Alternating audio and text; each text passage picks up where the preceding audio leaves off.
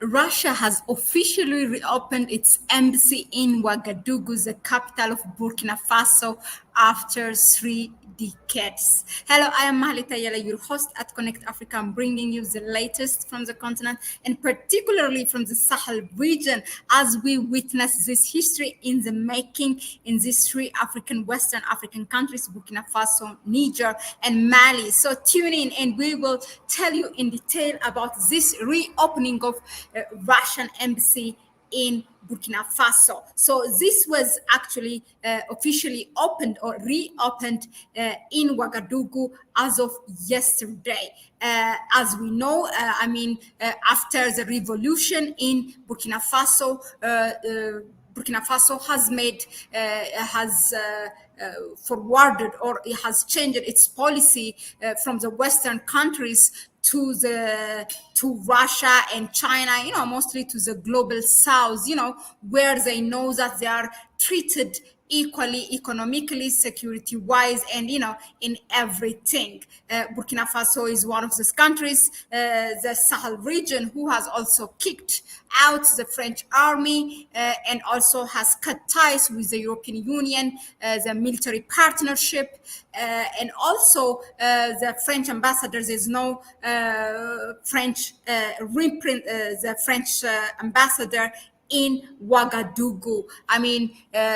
Burkina Faso in the last 1 year, a year has passed actually, it was in September, since the coming of Ibrahim Traore, has seen big change, and this man is really loved by its people. The people literally go, he has witnessed two or three coups against him. He has survived those coups, and in some cases the Burkinabes themselves, after hearing the rumor in the social media, came on the street to defend their government. So he's really who charmed, during the Russia-Africa summit, who got the charm of the President Vladimir Putin, and his speech went viral during that Russia-Africa summit in July. Now, this embassy, the Russian embassy, reopened in Ouagadougou, where in the presence of the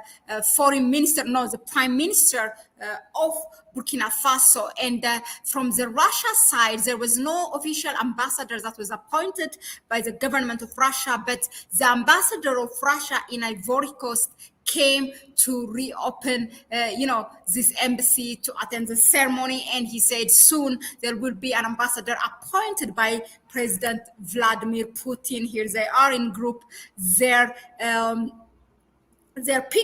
group picture. Russia and Burkina Faso have strengthened their relationship after that Russia-Africa summit. The Russia defense minister has visited the Ouagadougou, its counterpart in Ouagadougou, and the defense minister of Burkina Faso also has paid a visit in Moscow. And in fact, they have agreed to plant a nuclear power in Burkina Faso. So there is a lot going on between these two countries.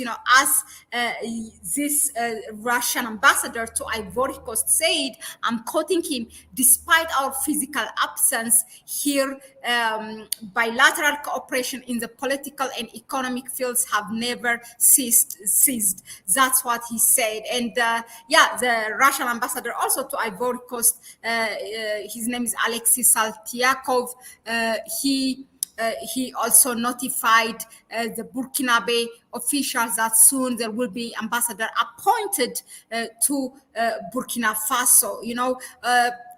When the Ibrahim Traore is strengthening his ties with Russia, they know that the Western countries, those old-time partnership with Burkina Faso are vanishing, meaning, in other words, while Ibrahim Traore continues to strengthen its relation with Russia, the possibility of providing military support for the Burkinabe authorities is once again, vanishing. And but but the European Union is not giving up on that one. So it's, back on the agenda in Brussels, but Burkina Faso is more committed to cut ties not only with France, all these Western powers, who are forcing the African leaders, to whenever they give some kind of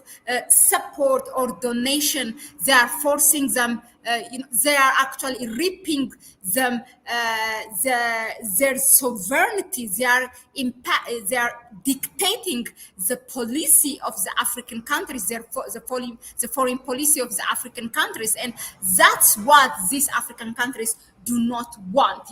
I mean, regardless of these three the Sahel region, these three African countries, their you can see this is the defense ministers meeting. So regardless of the alienation of Burkina Faso, Niger, and Mali by ECOWAS, the economic community for Western African states, and the African Union, and the bigger financial institutions of the West, the Americans, the European Union, regardless of all this sanctions imposed on these countries, Burkina Faso, and together with Niger and Mali, they are actually going forward, and they are never there's no reverse.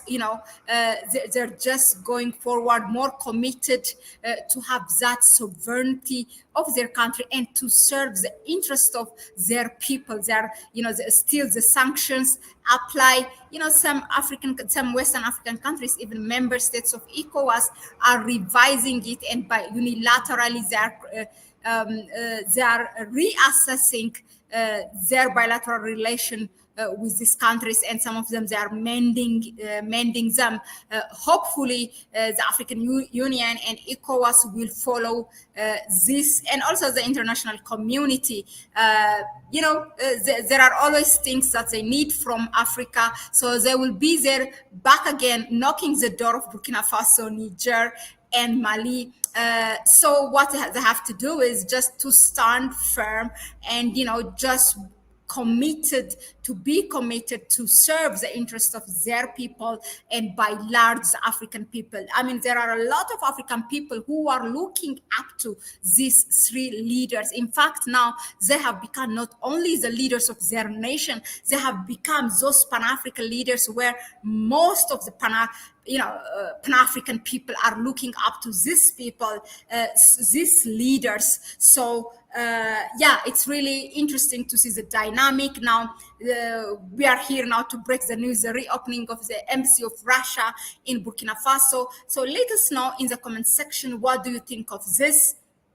Is it a challenge or an opportunity? How do you view the relation between Russia and the Sahel region?